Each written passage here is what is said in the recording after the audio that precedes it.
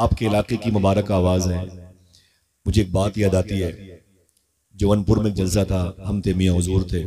जलसे के ख़त्म होने के बाद मैं नमाज नहीं पढ़ी थी ईशा की, मैं चला गया नमाज पढ़ ले। मियाँ हुजूर खाना खा रहे थे, एक शख्स मेरे करीब बैठा था, तो मैंने कहा यहाँ क्या कर रहे हो, उधर जाओ मियाँ बैठे मुलाकात कर ले। तो उसने कहा मैं वहीं से आया हूँ। तो मैंने कहा यहाँ क्या करने, रो रहा था। तो मैंने कहा रोते क्यों हो भाई? तो उसने मालूम है क्या कहा? उसने कहा आसिफ भाई मैं मुंबई में रहता हूँ, मेरा बड़ा बिजनेस है, बड़ा कारोबार है।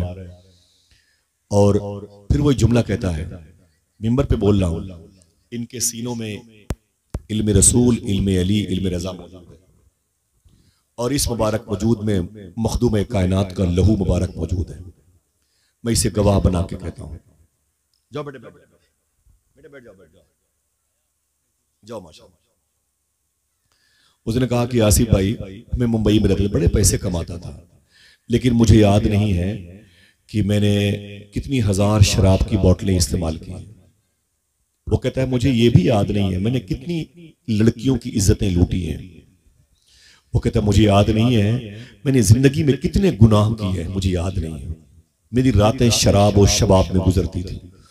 फिर वो कहता है लेकिन एक दिन एक जलसे मैंने हुजूर गौस पाक के शहजादे मखदूम ग्रामी सैयद शबाहत मियां शाह साहब क़िबला जिन्नत शरीफ की मैंने तकरीर सुनी है। वो कहता है बस जिस दिन से मैंने तकरीर सुनी है मेरी तकदीर ही बदल गई है। क्या बात है, बेशक सुभान अल्लाह। मैंने शराब से तौबा की है, मैंने कभी मुलाकात नहीं किया था, उसके बाद से मेरे दिल की दुनिया बदली है। अल्लाह का शुक्र है कि जब से मैंने तकरीर सुनी अब तक मेरी नमाजें कज़ा नहीं। सुभान अल्लाह, सुभान अल्लाह। आज वो दिन याद करता हूँ तो रोना आता है। अल्लाह ने मुझ पर करम किया है, जिसकी बातों में इतना असर है उसके जद्द करीम सैयदना शेख अब्दुल कादिर जिलानी की जात में कितना असर हो। सुभान अल्लाह, सुभान अल्लाह। मियां हुजूर के बड़े कारनामे, पूरे मुल्क में वो मसाजिद जो नमाजियों से खाली रही, अगर उसके दरवाजे पर मियां की एक तकरीर हो जाती है तो फिर मस्जिद का शिकम नमाजियों की ग़िज़ा से भर जाया। सुभान अल्लाह, समझ रहे हैं? वो लोग जो अपनी माँ और अपने बाप से दूर रहते हैं, मियां की इस टॉपिक पे तकरीर सुनते हैं ना, तो खुदा की कसम अपनी माँ के कदमों से लिपट करके जान दे देते हैं, लेकिन माँ के सामने उफ तक नहीं करते। और अगर इंतकाल हो जाया करता है माँ बाप का, तकरीर मियाँ की सुन के वो सीधे कब्रिस्तान जाते हैं, अपनी माँ की कब्रों से कदमैन के पास बैठ के लिपट लिपट के रोते हैं अपने गुनाहों की माफी के लिए अल्लाह की बारगाह में, या गफ्फार या अल्लाह, या सत्तारो या अल्लाह, या तव्वाबो या अल्लाह का विर्द करते हैं। न जाने कितने बिछड़े हुए भाई और बहनों को देखा है जिन्होंने 10-10, 15-15 साल तक घरेलू उलझनों की वजह से सगी बहनें सगी भाइयों से बात न करती थी। वो खुदा की कसम मियां हुजूर की तकरीर सुन करके फिर वो मोहब्बतों के साथ रहने लगी, जिस तरीके से रहने का हुक्म आईने मुस्तफा दिया करता, जो किरदार मुस्तफा दिया करता है।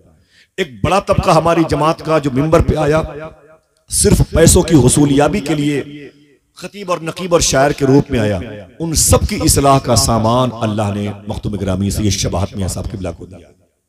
आप सबको इनके मुबारक इलाके में होना बहुत बहुत मुबारक हो। अभी कल परसों की तकरीब थी उर्से सरकार मसूली में, लाखों लाख का मजमा था, तकरीबन कुछ नहीं तो 70-80 लोग थे, बड़े बड़े मुकर्रिरीन में 70-80 लोग थे माशाअल्लाह, और बहुत बड़ी भीड़ थी, 30 से ऊपर तो शोराए कराम थे। लेकिन अल्लाह का शुक्र है कि सबसे कामयाब तकरीर जिनकी हुई है वो मियां हुजूर थे माशाअल्लाह। सुभान अल्लाह, सुभान अल्लाह। बहुत अच्छा, अल्लाह का शुक्र है, बड़ी बावकार शख्सियत है। मैं बहुत एहतराम करता हूँ, बहुत अदब करता हूँ। मुझे ये शरफ हासिल है कि मैंने इनकी जूती को सर पे रख करके गौस पाक की बारगाह में, इमाम हुसैन की बारगाह में, मौला अली के दरबार में हाजिरी दी है। मुझे ये फ़ख्र है, मुझे खुशी है इस बात की है। दुआ करो ये मौके आप और हम मेरे इन तमाम मोहसिनीन उलमा को बार बार मिलते रहे। आमीन कह दो, हाथों को उठा के आमीन कह दो। मियां हुजूर को आना है और मेरी कागज़ की बातें हैं, वो आपका वक्त गालिबन ज़ाये कर रही हैं। बस इल्मुद्दीन की एक बात थी, मैं बयान कर रहा था, कुल्लु नफ्सिन ज़ायक़तुल मौत, हर नफ्स को मौत का मज़ा चखना है। सुने, इल्मुद्दीन वापस के घर वाले वापस चले गए। उसके बाद बड़े बड़े लोग पाकिस्तान में उस वक्त थे, गैर मुनक़सिम पाकिस्तान था, मुल्क नहीं बना था, उस बेल्ट में, उस इलाके में, उस जजीरे पर शेख दीदार अली शाह एक बहुत बड़े आलिम दीन थे, जो आला हजरत के मुरीद भी थे और शागिर्द भी थे। शेख दीदार अली शाह वो मौजूद थे, जिंदा थे। पीर मेहर अली शाह साहब क़िबला सुभान अल्लाह ये मौजूद थे। अपने वक्त के बड़े ही साहिब करामत बुजुर्ग डॉक्टर इकबाल जिसे कलंदर लाहौरी कहा जाता है, ये जिंदा थे। पीर सैयद जमात अली मुहद्दिस लायलपुरी, कोई उनके नाम पे सुभान अल्लाह मालूम है? यही वो बुजुर्ग हैं जिन्होंने ख्वाब में हुजूर गौस पाक की ज़ियारत की थी। काश आप सुभान अल्लाह कह देते यार, तो बड़ी बात आसान है, कोई छोटी मोटी बात है कि इसी ज़ियारत किसी को हो जाती है। गौस पाक की ज़ियारत की थी। इन्होंने पूछा था गौस पाक से, हुजूर आपका इस वक्त हिंदुस्तान में नायब कौन है? इन्हीं से गौस पाक ने फरमाया था मेरा नायब बरेली की अहमद रजा खान है। सुभान अल्लाह, सुभान अल्लाह। यही पीर जमात अली मुहद्दिस। उलमा किराम बैठे हुए एक बात मुस्कुराहट की है, इनका नाम पीर सैयद जमात अली मुहद्दिस लैलपुरी है। इनके पास तकरीबन 20-25 वहाबिया दयाबना के लोग आ गए। बोले बाबा जमात अली साहब, फरमाया क्या बात है? फरमाया हम आपसे कुछ बहस करने, मुनाजरा करने, बातें करने आए हैं। फरमाया बैठ जाओ। फरमाया बस बैठ जाओ, शुरू हो जाओ। तो 20-25 थे और आप अकेले थे। तो उन लोगों ने कहा ना ना ना ना, आप भी 10-20 लोगों को बुला लें, आप अपनी जमात के लोगों को बुला लें, हम तो अपनी पूरी तैयारी से आए हुए हैं।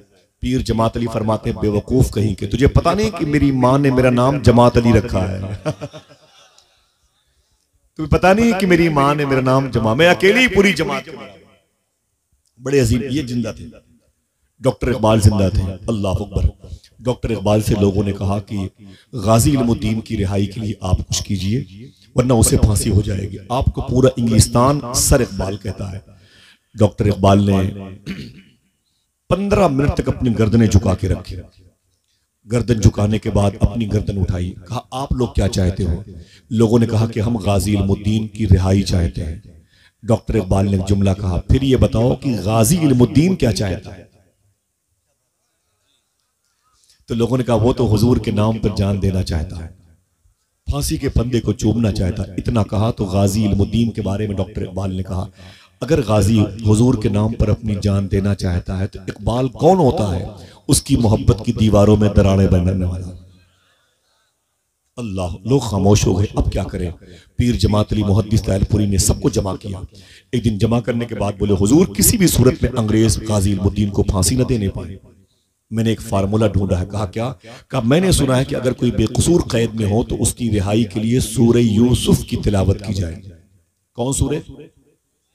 ऊंची आवाज में सूरह यूसुफ बोले भाई। सूरह यूसुफ की तिलावत की जाए। ठीक है, सूरह यूसुफ की तिलावत की जाए। अगर आप सब मुझे इजाजत दें, पीर जमात अली फरमाते हैं मैं टॉप क्लास का हाफिज कुरान हूं, एक बैठक में पूरा कुरान पढ़ता हूं। अगर इजाजत दें तो मैं रोजाना जाकर के गाजी इल्मुद्दीन की जेल में सूरह यूसुफ पढ़ा करूं। सबने कहा कोई बात नहीं, एप्लीकेशन दे दें। एप्लीकेशन मंजूर हो गई।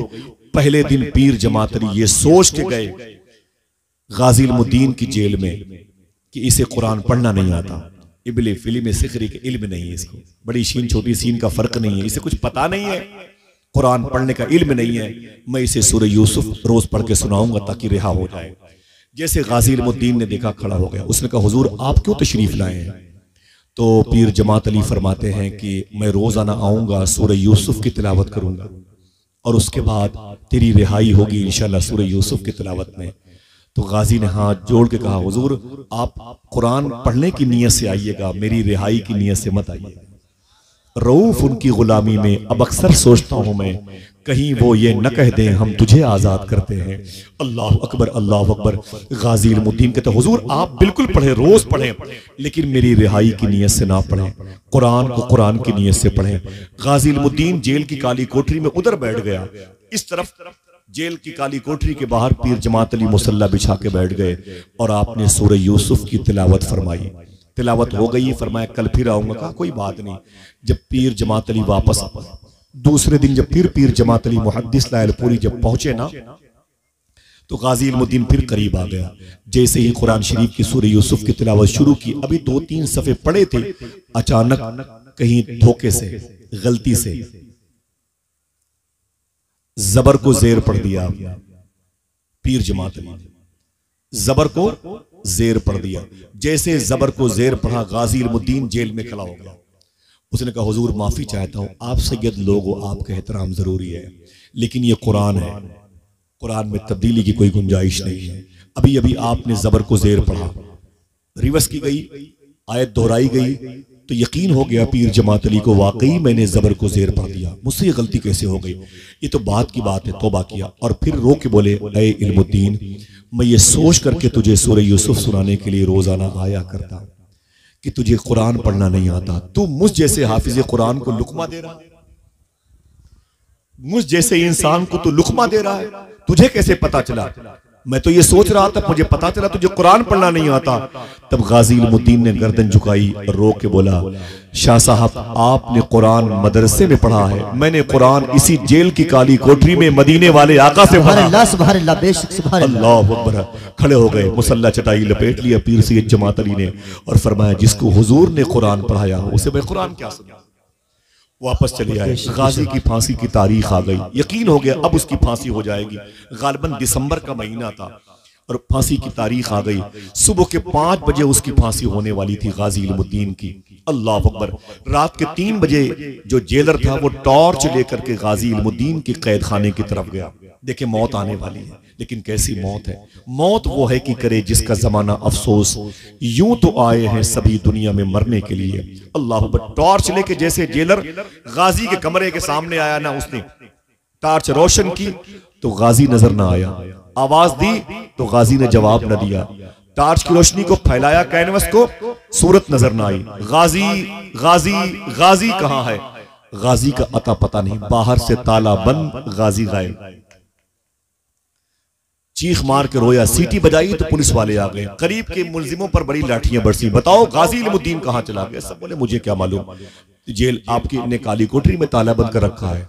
पूरा हंगामा हो गया कि ब्रिटिश गवर्नमेंट का दौर है, सैकड़ों पुलिस वालों की जान चली जाएगी, इंटरनेशनल इशू बन गया है, उसकी फांसी होने वाली 2 घंटे बाकी है। गाजी जेल से कैसे गायब हो गया? अल्लाह अकबर। 1 घंटे तक पूरा अमला, पूरा ग्रुप, पूरा पुलिस डिपार्टमेंट उसे ढूंढता रहा, लेकिन गाजी न मिला। लेकिन जब 4 बजे तो जेलर कहता है, मैं अपनी पेशानी को, अपनी खोपड़ी को उसकी काली कोठरी की लोहे की छड़ दीवारों पर मार रहा था। मैंने कहा, गाजी तू कहां चला गया? तेरी वजह से मेरी नौकरी चली जाएगी, मेरे बच्चे भूखे मर जाएंगे, तू कहां चला गया? अचानक वो जेलर कहता है, मैंने देखा कि गाजी इल्मुद्दीन अपने उसी जेल की काली कोठरी में मुसल्ले पर बैठ के हुजूर की नात पढ़ रहा है। सुभान अल्लाह, सुभान अल्लाह। बहुत हुजूर पर दुरूद पढ़ रहा है। मैंने टॉर्च रोशन किया, देखा सामने गाजी। पर मैं क्या बात है, मैंने कहा जल्दी मेरे पास आओ। तो गाजी अंदर आया, लोहे की छड़ के पास, जिंदा के उस बॉर्डर के पास, कैद खाने के बॉर्डर के पास। तो जेलर ने रो के कहा, गाजी सही बताना, तुझे उस नबी की अजमत का वास्ता जिसके नाम पे तुम जान देने वाले हो, तुम 1 घंटे के लिए कहां गए थे? बाहर से ताला बंद, तुम कहां गए थे? तो गाजी बोला, देखना कितने लोग सुभान अल्लाह कहते हैं, मियां हुजूर के नारे, इनकी बरकतें। सही बताना तुम कहां गए थे? तो गाजी रो के बोला, मदीने गया था। क्या बात है, सुभान अल्लाह। अच्छा हाथों को उठा के बताओ, कोई जा सकता है कि नहीं? हुजूर चाहे तो जा सकता है कि नहीं? अल्लाह अकबर, अल्लाह। जा सकता है कि नहीं? माशाअल्लाह। बोले मैं मदीने गया था। बोले तुम मदीने गए थे? अल्लाह अकबर, अल्लाह अकबर। तड़प गया वो शख्स, तड़प गया। वो मदीने वाले आका है, सुभान अल्लाह, जिनके बारे में शायर ने शेर कहा, एक पर्दे दयार है, एक साया दयार, मिट्टी भी खूब पाई है हमने कफन के साथ, जिस जा बदन से रूह निकल कर न जा सके, मेरा नबी वहां भी गया है बदन के साथ। क्या बात है। ये अथॉरिटी मेरे आका को, तसर्रुफात के मालिक है, मुख्तार है, इतना इस्तिमना मेरे आका को अल्लाह ने अता फरमाया है। जरा मोहब्बत से गौस पाक के शहजादे के मौजूदगी में हाथों को उठा के बोल दें, या रसूल अल्लाह, सुभान अल्लाह। बस ये आखिरी जुमले हैं। गाजी इल्मुद्दीन बोला कि मैं मदीने गया था। जेलर ने कहा फिर?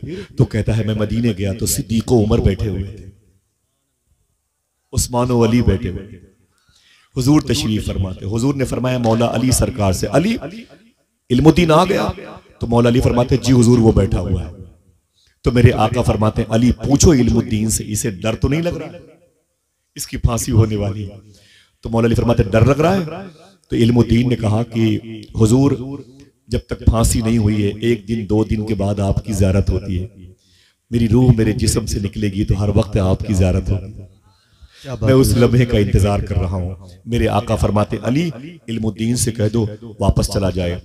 सुनो, मौत के वक्त फांसी के फंदे पे अपने हाथों से अपने गले में फंदा डालेगा, ताकि दुनिया वालों को पता चल जाए कि हुजूर के आशिक मौत से नहीं, मौत हुजूर के आशिक से डरा करती है। क्या बात है, बेशक बेशक। क्या बात। मेरे आका ने एक जुमला कहा, अगर दिल गए तो सुभान अल्लाह कहते। मेरे आका फरमाते हैं, अली गाजी इल्मुद्दीन से कह दो जाके तैयारी करे, तेरी फांसी के वक्त सिद्दीक उमर और अली भी आएंगे और आमीना का लाल भी आएगा। सुभान अल्लाह। नारे तकबीर, अल्लाह अकबर। नारे रिसालत। जब तेरी याद से दुनिया से गया है कोई, जान लेने को दुल्हन बन के खजा। अल्लाह अकबर। गाजी इल्मुद्दीन कहते, मैं आ गया हूं, हुजूर आने वाले हैं। नहलाया गया गाजी को, कफन के कपड़े जो मिलने वाले थे उससे पहले फांसी वाले कपड़े पहनाए गए और फिर उसके बाद गाजी को दूल्हा बनाया गया। गाजी कहता है जब मैं जेल की काली कोठरी से निकलने लगा तो जमीन को चूम रहा था, दरो दीवार को चूम रहा था। जेलर ने कहा गाजी ये क्या कर रहे हो? तो गाजी रो के बोला मुझे याद नहीं मैंने कितनी मरतबे हुजूर को इसी काली कोठरी में नाते सुनाई। सुभान अल्लाह, सुभान। एक एक जर्रे को संभाल करके रखना। इन जर्रों ने हुजूर की कदम का बोसा दिया है। जैसे इल्मुद्दीन बाहर निकला ना, एक पंजाबी पगड़ी बांधने वाला शख्स बाहर खड़ा रो रहा था। जैसे गाजी बाहर निकला उसने अपनी पगड़ी उतारी, गाजी के कदम पे रख के बोला ऐ गाजी जिस नबी से मिलने के लिए तू जा रहा है उसी नबी के कलमा पढ़ा के मुझे उनका गुलाम बनाते हो। सुभान अल्लाह, सुभान अल्लाह। गाजी ने उसे कलमा पढ़ाया, आगे बढ़ा। उस वक्त रात भर वो कैदी जो उस कैद खाने में थे रात भर सोए नहीं थे। सारे कैदी जेल की सलाखों के करीब आके बैठे हुए थे। गाजी इधर से गुजरेगा, आज सुबह को 4:30 पौने 5 बजे गाजी इधर से गुजरेगा।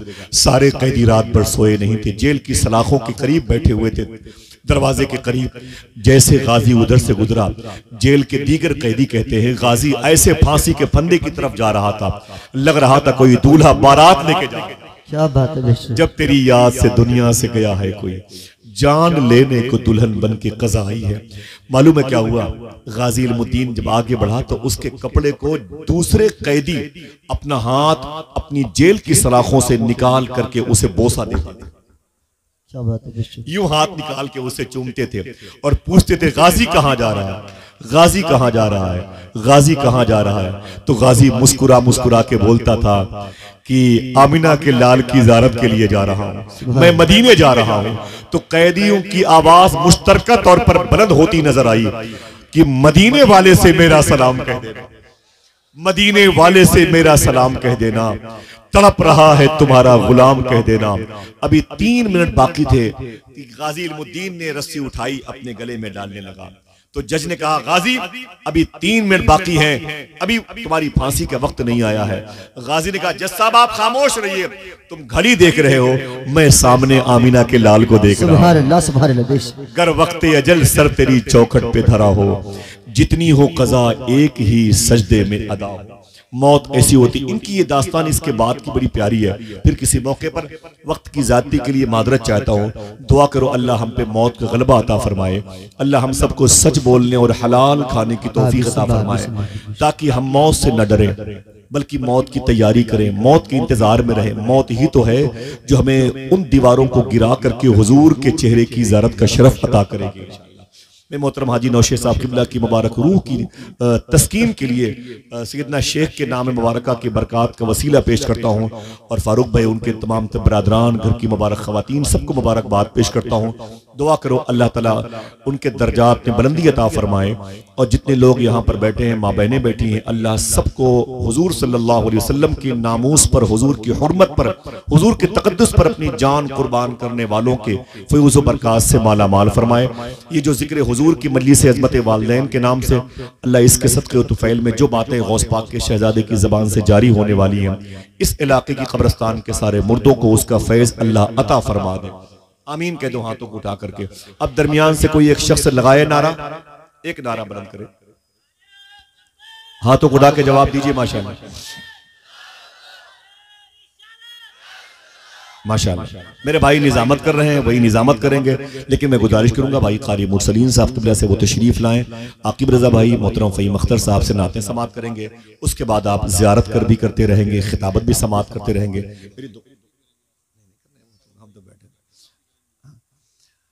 मैं गुजारिश करूंगा कारी मुरसलीन भाई से और ये भी दुआ करता हूँ आज इससे पहले इसके बाद जो बातें शरा के खिलाफ मेरी ज़बान से निकली है, मैं जिलानी खुल्लहू की मौजूदगी में तौबा करता हूँ। अस्तग़फिरुल्लाह कुल्ल ज़ुनूबी या सत्तारो या गफ़ार बिहक़्क़ि हज़रत मोहम्मद मुस्तफ़ा सल्लल्लाहु तआला अलैहि वसल्लम व बिहक़्क़ि सैयदना शेख अब्दुल क़ादिर जिलानी। हाथों को उठा के बोलें लब्बैक या रसूल अल्लाह, जरा फिर से बोलें लब्बैक या गौसे आज़म। अल्लाह सबको इन सादात किराम के तवस्सुल से बार